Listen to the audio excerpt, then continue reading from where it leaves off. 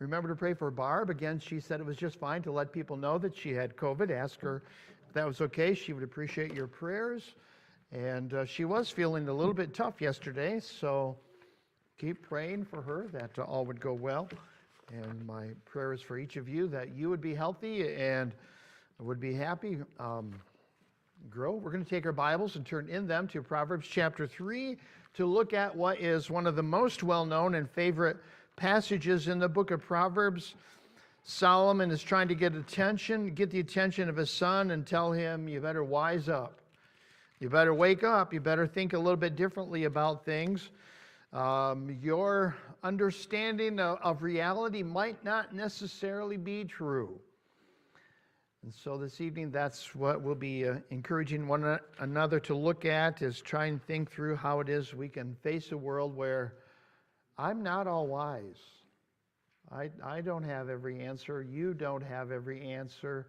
The only way that a person can literally be omniscient and omnipresent and have all knowledge is to be in every place all at once. And so since we're not there, we don't have the wisdom that God has.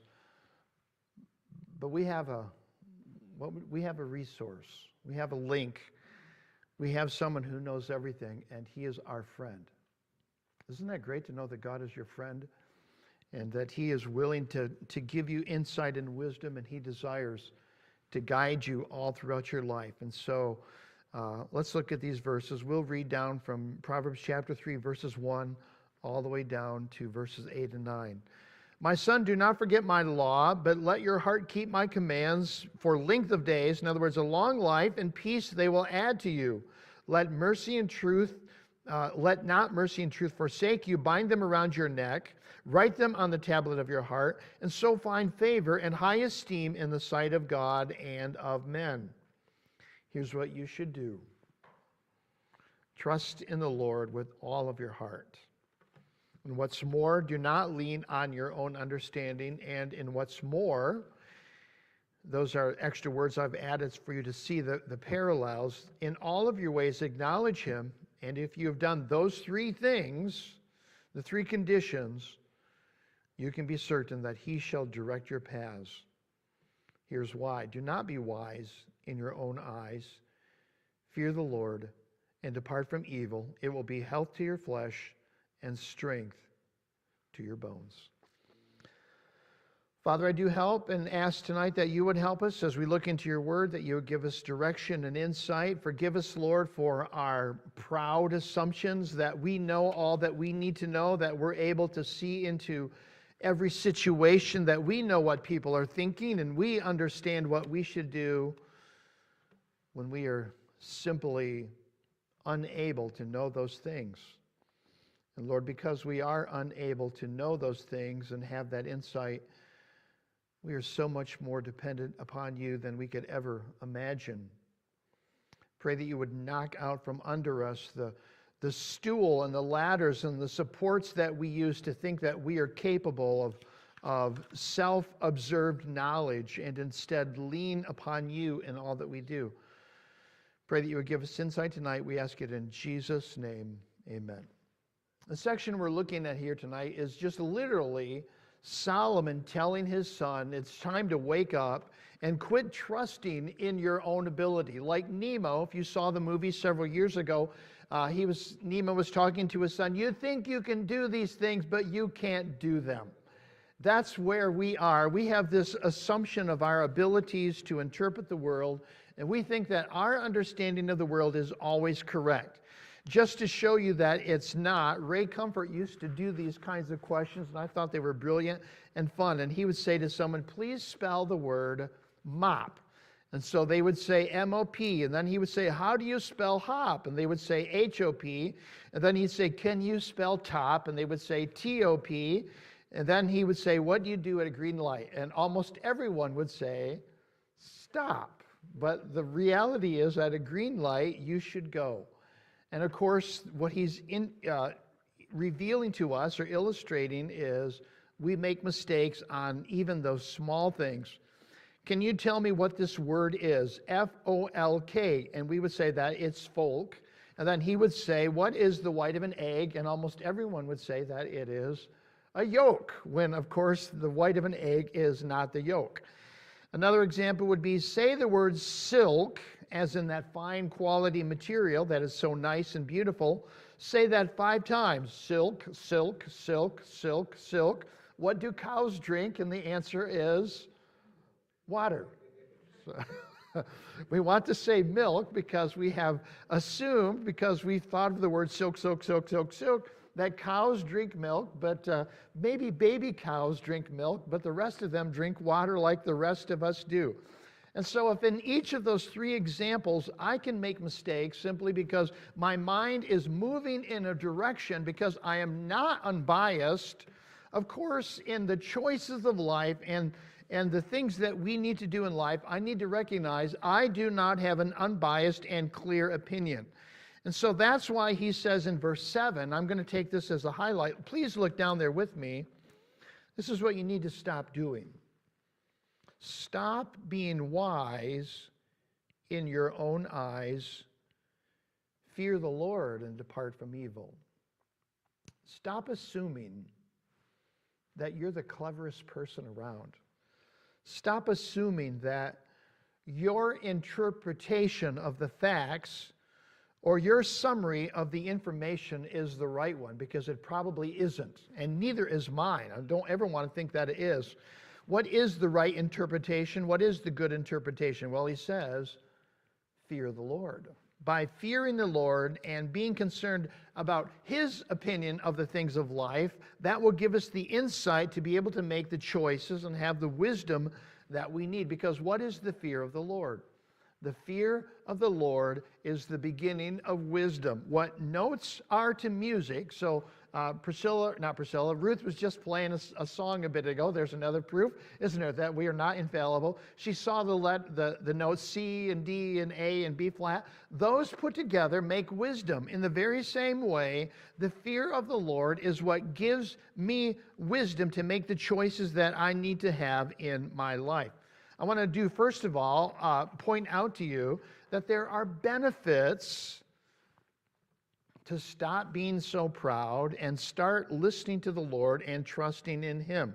And they come in verses 1 and 2. The first one is, you will have a long life if you choose not to listen to yourself and your own insights, but listen to the Lord. My son, do not forget my law, but let it keep your heart in my commands.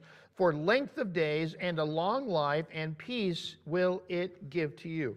Most of us want to live a while. We want to live longer, of course. I know that you do. I intend to. I want to live every single day that God has allotted to me and live them with joy, live them with blessing, live them not in shame, live them in a way that would be pleasing to the Lord and most beneficial. We can either live a good life and a happy life, or we could live a life that is a waste of time or a waste of the resources that God has. And if I learn to fear God and look for His opinion rather than my own, it will give me the opportunity to make the most of my life. The psalmist said it like this, by the way, surely goodness and mercy will follow me all the days of my life, and I will dwell in the house of the Lord forever. Don't you want that? You want goodness and mercy to chase you down? Every time you look around, every once in a while I've been followed by a car, and I'm wondering if they have nefarious intentions, and I figure out they're just going to the same place that I am, and they're trying to get there a little bit quicker than I am. You look behind you, and you find out that in my life, mercy and goodness has been following me. It's been there all the time, and it will be if you learn to trust in the Lord and not trust in your own insights. It's not, by the way, that we have no insight, that we can't make observations about life. Of course we can, but I need to take them and hold them tentatively. Hold my insight. Lord, this is what I think is true. This is what I am observing. This is what I'm feeling. And then ask the Lord, is my understanding correct? Am I having wisdom? Am I using my own biases to interpret something in a way that I shouldn't do? By the way, your natural response to a situation, unless you're being filled with the Spirit, will be wrong. Your natural response virtually to any situation, unless you are walking in the Spirit, unless you are filled with the Spirit, will likely be the wrong assumption. Now, I'm not talking about should I take Highway 2 or Highway 3 or 28 or 38, but when you're mistreated, when you don't like what's being said, when you think that something has happened differently, and you ought to stop and say, the first response that comes in my heart is probably the wrong one, and so I want to look to God and ask Him, what is not the natural response, what is the supernatural response for me in this situation? And so by trusting in the Lord, the first benefit will be that it will be a long life that is a good life. The second benefit to trusting in the Lord is peace. Something we all have plenty of, don't we?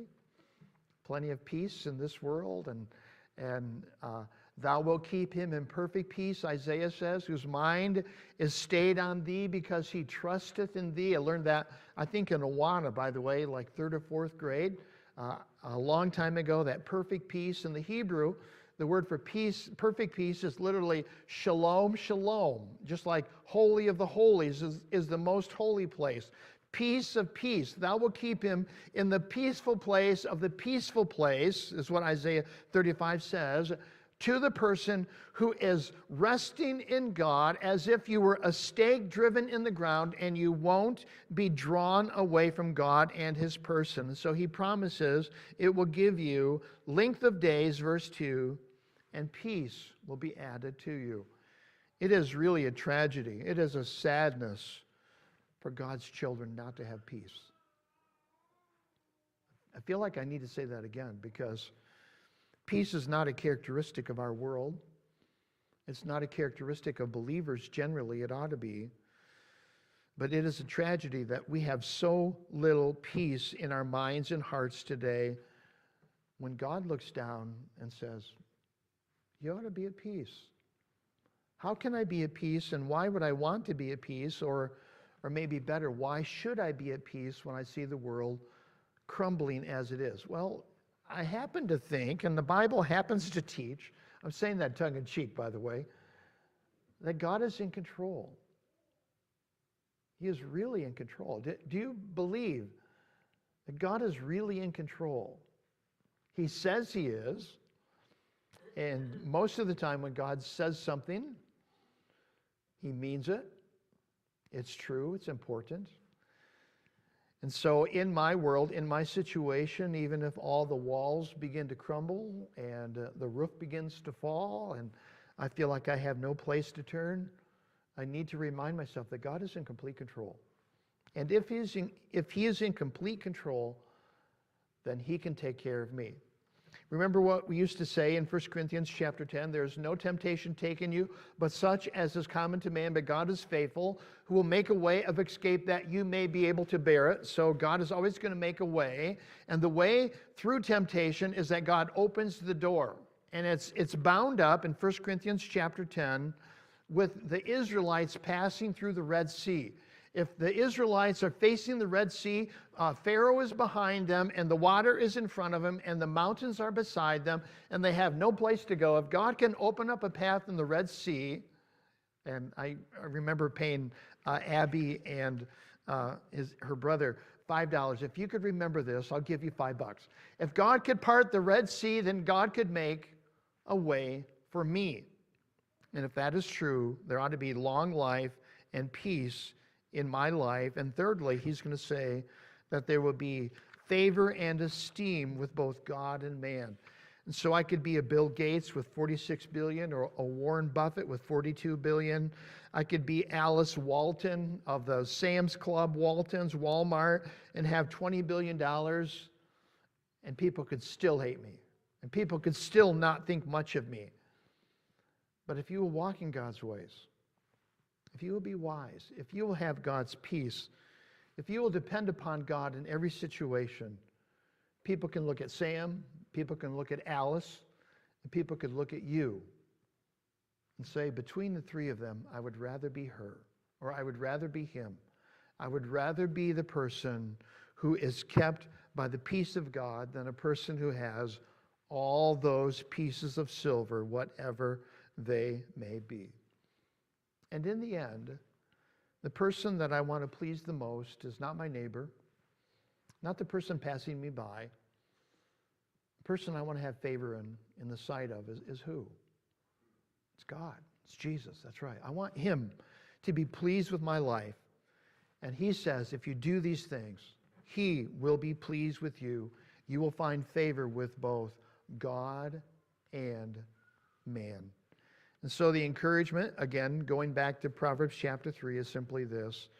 Rather than thinking that I am clever enough to handle my own situation and always interpret it as I should, I need to go back and believe and recognize I need God's wisdom in every situation. Notice what he says about that wisdom before we look at it. And by the way, we are heading to specifically Proverbs 3, verses 5 and 6. That's where we're going to go. But before we go there, he gives us some things that we should do that we would know these blessings. And these are the conditions.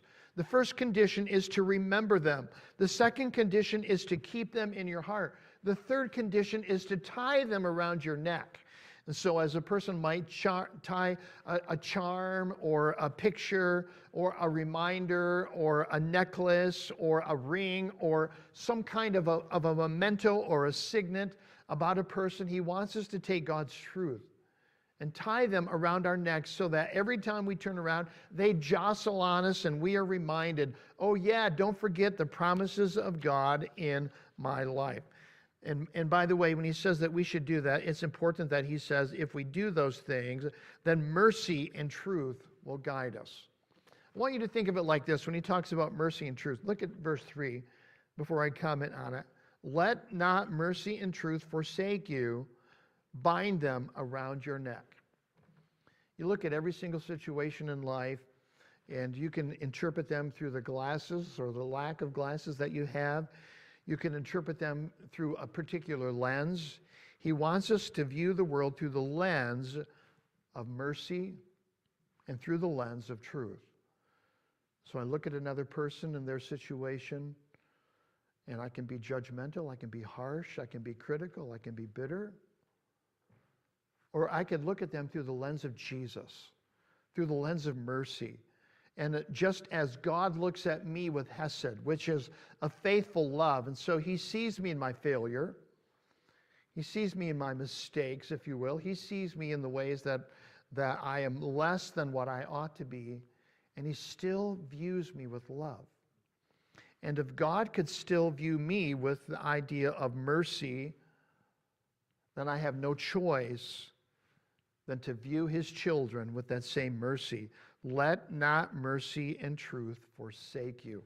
Hold it there. Use that as the lens, if you will, like rose-colored glasses, mercy-colored glasses, whereby I look at other people and view them as people that are loved by God. You know, if we don't do that along the way, we're going to look at people and we're going to misread them most of the time. And so if my default position is to offer mercy to others, more than often you will be more correct than if your default position is to be judgmental and hateful and critical towards that person. You will be wrong if you do those things, and you will make mistakes along the way. And so for this evening, if I want mercy, if I want peace, if I want God's favor in my life, if I want God's wisdom, there are literally, here we are, just three things that God expects. And they are, number one, to trust in the Lord. And they are, number two, to not lean on your own understanding. And number three, it is in all of your ways acknowledge him.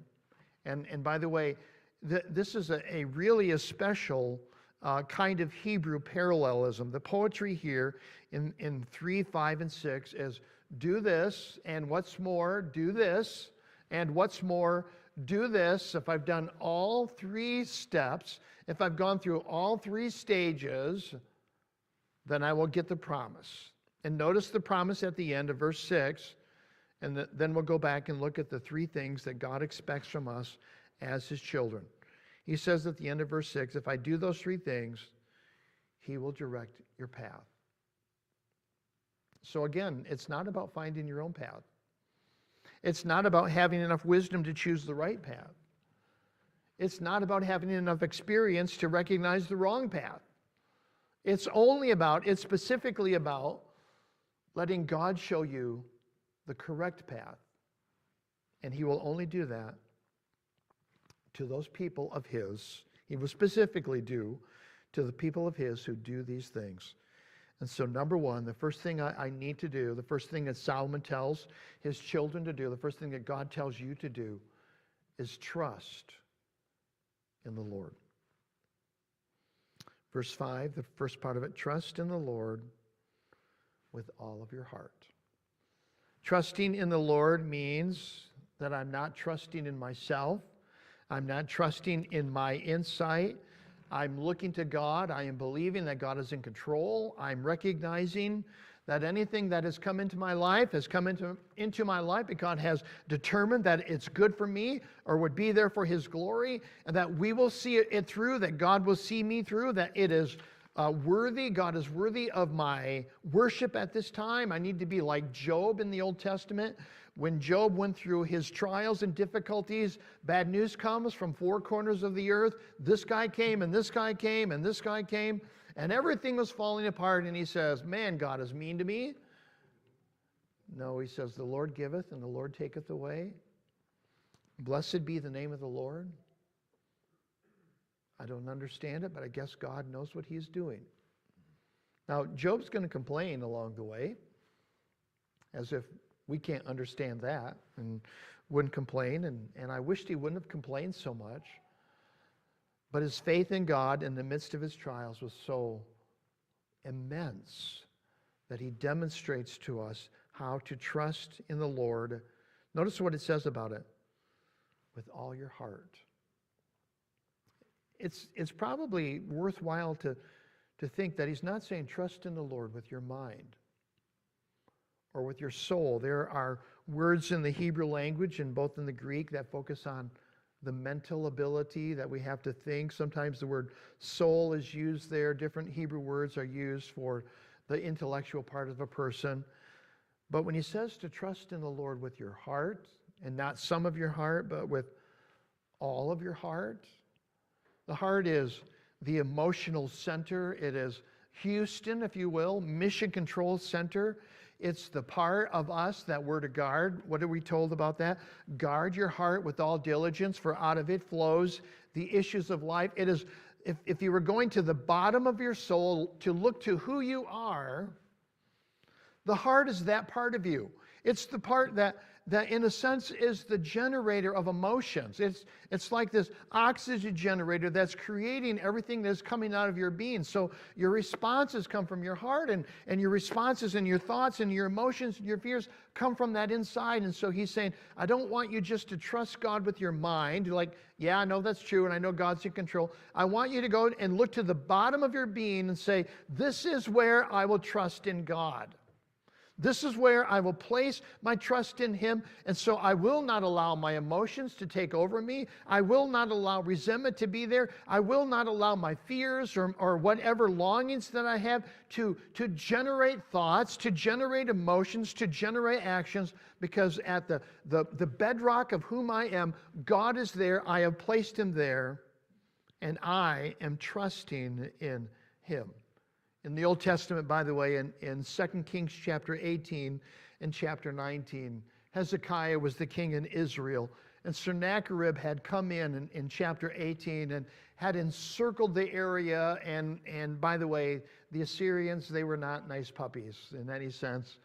The Assyrians, when they would capture a people, they would skin you alive, they would stake you to the ground, they would throw salt on your skinned carcass, they would take the skulls of people outside of the gate of Nineveh or where they were, and they would stack them up as little pyramids, just as friendly reminders to people, don't you cross the Assyrians. The Assyrians were as brutal as it comes. And so Sennacherib, who is the king of Assyria, he comes to Israel. He's around Jerusalem specifically. And you look outside the gate, you're not just seeing a bunch of Russians or a bunch of Mexicans or whatever nation of the world you can think of. You're seeing these people that are as brutal. By the way, they perfected the idea of crucifixion. But they didn't do crucifixion the way that it was done in Jesus' day. They would literally hoist you up on a stake. And that's where the crucifixion came from. And so if I'm Hezekiah, and those people are outside the wall, I've got a concern. Because if they breach the wall, or if they starve us out, it's not going to be good. They begin telling the people, Hezekiah and his people, don't trust in the Lord, because there was a nation just north of you, they trusted in their God, and he didn't deliver. There was a nation just to the south of you, they trusted in that God, and he didn't deliver. And by the way, don't forget this nation over here, they trusted in their God, and he won't deliver. And so your God can't deliver you any more than their gods could deliver them. And Hezekiah went to the Lord and began to call out to the Lord, asking for prayer. And the Lord tells Hezekiah in 2 Kings chapter 19, because you turned to me, because you're trusting in me with all of your heart, Sennacherib's going to go home. He's going to hear of some kind of a rumor of war, and it will be over. And in the next day, what happened was, as Sennacherib and his crowds went to bed, 185,000 of them. I always like the way the King James says it. They woke up dead, which is quite a trick, you know. So they woke up in the morning, and they were virtually gone. And so Sennacherib, because he doesn't have an army left anymore, because Hezekiah had trusted in the Lord, he goes back home to his own palace, and he's worshiping the Lord. And to add insult to injury, his two sons come along, kill him in the temple of his God, and then they run away. Now that's what it means to trust in the Lord, and that's what God will do for those who are his. And so the very same God who could deliver a Hezekiah in the bleakest moment of his life is the very God that you should and ought to trust in. Do you panic when difficulties come and you're not trusting in the Lord? Do you fret when things happen? Is fretting, is that like a Christian virtue? You know, something? It's one of the fruits of the Spirit. Love, joy, peace, fretting, peace, goodness. It's not one of those, is it? And yet we don't condemn people or warn them about fretting, but fretting is not pleasing to the Lord. And so whatever the circumstances are, I should not be fretting. Or do you stop and pray when you go through a trial? You know, if we would just stop and pray, we would be doing what this proverb tells us to do. First condition to God directing you and having peace in a long life and favor with God and man is learn to fully trust God. Where? It's important. Trust in the Lord with all your heart. The second insight, and it is a command, do not trust in your own understanding. I'm going to read it again in verse 5. Trust in the Lord with all your heart and lean not on your own understanding. He doesn't say be stupid. He doesn't say give no interest or no thought to your observations. He doesn't say don't use wisdom. But he says don't lean on it. When the children of Israel were in difficulty, Jeremiah wrote to the king, and he told him, he says, if you lean on Egypt, the staff that you lean on will pierce your hand. And here's the point, that they were looking to Egypt to use it as a way to give them strength against Babylon. He says, you're going to lean on it, and it's going to pierce right through yourself. When we lean upon our own understanding, we are literally destroying ourselves. So I'm commanded here not to use my insight as the guiding rule. It's never sufficient. I need to know that my understanding, and maybe I've convinced you of this, and maybe I haven't, but your insight is not sufficient. There is a way that seems right unto man, but the end thereof are the ways of death. All of the ways of a man are pure in his own eyes, but the Lord weighs the spirit. I want you to think about that second one. The first verse was in Proverbs chapter 16, verse 25. The second one was Proverbs chapter 5 and verse 21. Not only is it true that my ways are not always right, even though I think they are, the second one is more significant. A man's ways are pure before his eyes. I think I'm right. I think I'm correct. But the gold standard is not what you think about the purity of your actions. It is about what God thinks about what you're doing. And so all the ways of man are pure in his own eyes, but the Lord weighs the heart. So I need to know that my wisdom, that my insight is always biased. Takes us to the third one. And I'm very eager to get to the third one. If I'm going to trust in the Lord, and I'm not going to lean on my own understanding, the third thing that I need to do is in all of my ways acknowledge him, and he shall direct your path.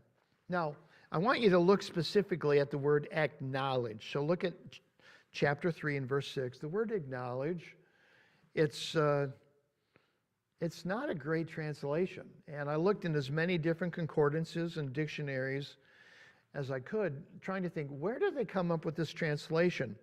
I'll read it to you the way that the Hebrew reads it, and then we'll work on it for just a second. It literally says, in all of your ways, know him. K-N-O-W. In all of your ways, know him, and he will direct your paths. Now, there is a way to take the word to know and cause someone else to know. So I could know something myself, and then I could cause you to know it.